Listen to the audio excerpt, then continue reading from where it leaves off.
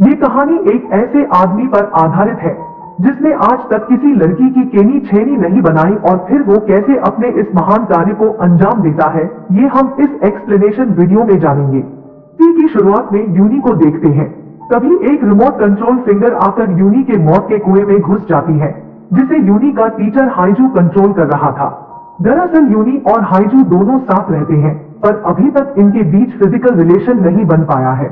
हाइजू अभी तक वर्जिन है, इसीलिए वो यूनी को पेलने की कोशिश करता रहता है। यूनी उसके साथ रहती है, पर उसके साथ टपाटप करने का उसका कोई विचार नहीं था।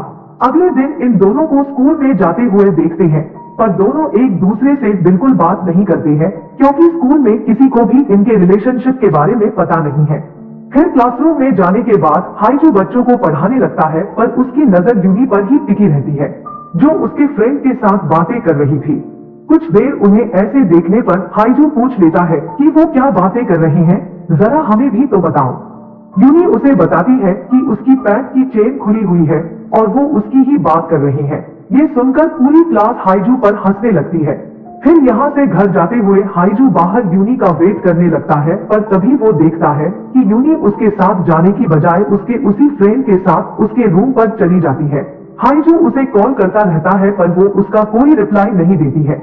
ये लोग रूम में रोमांटिक होकर गपागप करने ही वाले थे। तभी यूनी हाइजू का मैसेज देखती है, जिसमें लिखा था कि उसने उसे अपने दोस्त के साथ कान करते हुए देख लिया है और अब वो यहाँ नहीं रह सकती है। अपना सामान लेकर चली जाओ। ये पढ़ने के बाद यूनी टपाटप किए बिना ही वहाँ से चली जाती है। फिर यूनी हाइजू के रूम पर आती है और वहाँ रहने के लिए उससे रिक्वेस्ट करने लगती है। इतने प्यार से रिक्वेस्ट करते हुए देखकर बेचारा हाइजू पिघल जाता है और उसे वहां रहने के लिए अलाउ कर देता है। फिर अगले दिन जब हाइजू अपने फ्रेंड्स के साथ गप्पे मार रहा था, तो तभी सिनाए नाम की एक सुंदर सी लड़की इनके स्कूल में टीचर की जॉब के लिए इंटरव्यू देने आती है। सभी टीचर सिनाए की खूबसूरती को देखकर बावले हो जाते हैं। हाइजू के मुंह से भी लार टपक रही थी, पर आज स्कूल में इंटरव्यू हाइजू ही लेने वाला था, तो वो कुछ नॉर्मल से क्वेश्चन पूछकर उसे सेलेक्ट कर लेता है। फिर स्कूल खत्म होने के बाद हम हाइजू और यूनी को घर पर देखते हैं। यूनी छोटे कपड़ों में लेटी हुई थी, तो उसे देखकर हाइजू का छोटा चेतन खड़ा हो जाता है और उसे पेलने की सोचता है, पर यूनी कुछ करने वाली नहीं थी, इसीलिए वो हाइजू के सामान को लात मारकर दूर फेंक देती है। इसलिए बेचारे हाइजू को ऐसे ही सोना पड़ता है और अगले दिन वो स्कूल में जाने के बाद भी इसी बारे में सोचता रहता है। और इसी बीच सिनाए उसके पास आती है, जो उसके साथ टपाटप करना चाहती थी। हाइजू पहले से ही रेडी था, तो ये लोग शुरू हो जाते हैं, पर कुछ देर बाद हाइजू को होश आता है।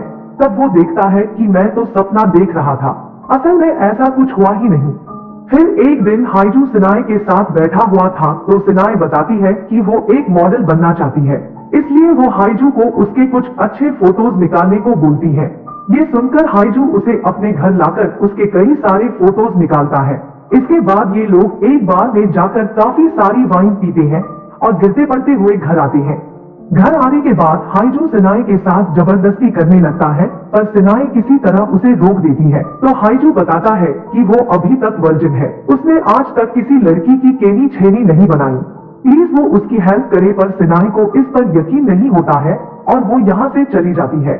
लेकिन कुछ दिन बाद सिनाए हाइजू के घर आती है, तो यहाँ बातों ही बातों में हाइजू को पता चलता है कि सिनाए एक रेस्टोरेंट में खाना खाने गई थी, पर वहाँ उसके कपड़ों पर दाग लग गया। ये जानने के बाद हाइजू के अंदर खलबली मच जाती है और वो खुद उसके कपड़ों को धोने के लिए बोलता है। ये सुनकर पहले तो सिनाए सोचने लगती है, पर फिर इसके लिए मान जाती है। इसके बाद हाइजू कपड़े धोने लगता है और सिनाए नहाने लगती है। लेकिन हाइजू के मन में सिनाए का ख्याल चल रहा था, तो वो सिनाए को नहाते हुए देखने लगता है। इसके बाद जब ये दोनों साथ बैठे होते हैं, तो हाइजू उसे फिर से अपने साथ एक बार टपाटप करने के लिए बोलता है। इस बार सिनाए मान जाती है और ये लोग गपागप करने लगते हैं। कुछ देर बाद ही यहाँ यूनी टपक जाती है, पर दरवाजा लॉक होता है, तो वो अंदर नहीं घुस पाती। वही पलंग तोड़ की आवाज बाहर तक जा रही थी, तो यूनी को कुछ समझ नहीं आता, ये सब क्या चल रहा है। हाइजू जैसे पागल को कोई लड़की कैसे मिल सकती है। तभी यूनी घर का मेन स्विच ऑफ कर देती है, तो अंधेरा होने की वजह से हाइजू बाहर आकर स्विच सही करता है। लेकिन इसी बीच मौका पाकर यूनी भी अंदर घुस जाती है और जब हाइजू उसे देखता है तो उसके होश उड़ जाते हैं। वो यूनी को उसके और सिनाए के रिलेशन के बारे में चुप रहने को बोलता है, तो यूनी भी इसके लिए मान जाती है क्योंकि वो तो हाइजू को सिर्फ एक फ्रेंड समझती है। लेकिन अब हाइजू सिनाए के बारे में ही बात करता रहता है, तो यूनी को उससे जलन होने लगती है क्योंकि अब हाइजू ने पहले की तरह उसके आगे पीछे डोलना बंद कर दिया था। वहीं हाइजू जोश में आकर सिनाए के साथ जिम ज्वाइन कर लेता है, लेकिन वहां पर भी उसकी नजर सिर्फ सिनाए पर ही टिकी रहती थी और उसे जब भी मौका मिलता तो वो सिनाए को बाथरूम में पकड़ लेता और उसके साथ टपाटप कर लेता। फिर एक दिन दो आदमी सिनाए के पास आकर उसे कुछ फोटोज दिखाते हैं जिनमें वो हाइजू के साथ टपाटप कर रही थी। यहाँ वो बोलते हैं कि उन्हें पैसा नहीं चाहिए, बस वो उसकी हवस की प्यास बुझा दे वरना वो पूरे स्कूल में उसकी बदनामी कर देंगे। सिनाए के पास कोई ऑप्शन नहीं होता है तो वह यस कर देती है। वहीं दूसरी ओर हाइजू का फ्रेंड होंग जो सिनाए को पसंद करता है, लेकिन सिनाए ने उसे रिजेक्ट कर दिया था, लेकिन उसी ने उसे फंसाने के लिए उन दोनों को उसके पीछे लगाया था और वो लोग खुद की प्यास की नहीं बल्कि होंग की प्यास बुझाने की बात कर रहे थे। फिर अगले दिन होंग हाइजू को बोलता है कि वह उसके लिए एक जगह से एक लड़की को पिक करके लाए। हाइजू को पता नहीं था कि उसने किसको पिक करने को बोला है, लेकिन जब वह लोकेशन पर पहुंचता है तो सिनाए को देखकर उसके होश उड़ जाते हैं।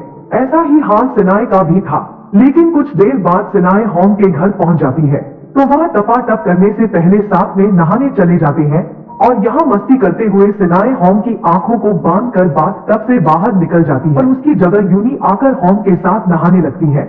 वह दोनों लोग जिन्हें होंग ने सिनाए के फोटोज लेने के लिए हायर किया था, अब वह हाइजू के कहने पर होंग के फोटोज लेने लगते हैं। ये देखकर होंग हैरान हो जाता है। अब उसे सिनाए का पीछा छोड़ना ही पड़ता है, वरना अपने ही स्टूडेंट के साथ अफेयर की अफवाह से वह किसी को मुंह दिखाने के लायक नहीं बचता।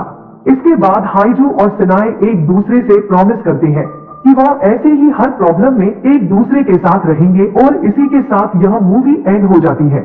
वीडियो पसंद आया हो तो इसे एक लाइक करें और हमारे इस चैनल को सब्सक्राइब कर लें।